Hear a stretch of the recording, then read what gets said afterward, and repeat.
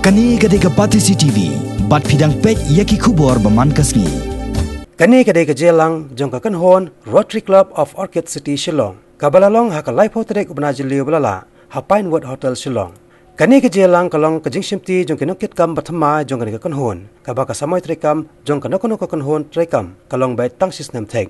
Na kabenta kani ke sistem banwan. Ia ke Rotary Club of Orchid City Shilllong on yalam dari Dr. Judita Syiem. Ibala Shimti ia kam kom ke Presiden batamai na Dr. Manoj Sharma. Kat ba ia kam Secretary pan na Shimti duba Anthony War Nongbri na Vishal Armanani. Hakani ke Jelang hakani ke sengi na lorgit khot jong ke Rotary Club of Orchid City Shilllong Laiden rengkat ru Menteri Sarkar Jala jong kani ke Sarkar bamenta ke Meghalaya Democratic Alliance ubadi kami ia ketnat ki kam pulih putih uba lakamen ramboy uba longkom ukongsan.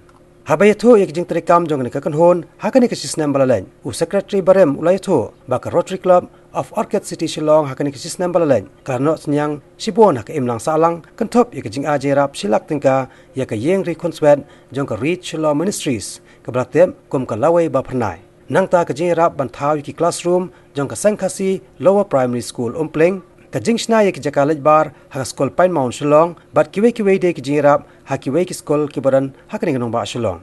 Hakani ke sengi la ai khusnam korpang ru syaki katto kat nikit khon jang ke Rotary Club of Orchid City Shilllong ke bala treshit ham haki babon ki kam tremon sobha jang kani ke kunhon.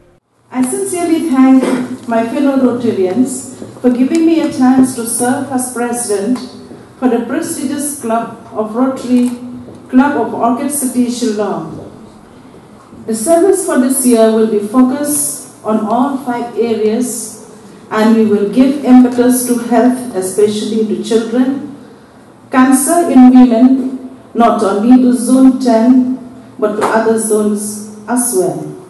Safe drinking water and sanitation to the community and schools.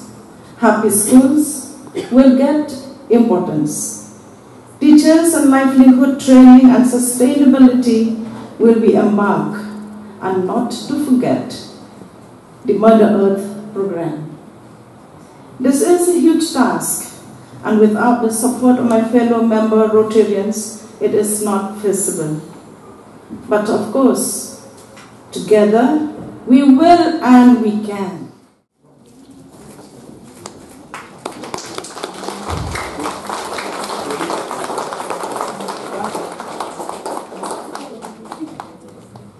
Now for the highlight of the evening.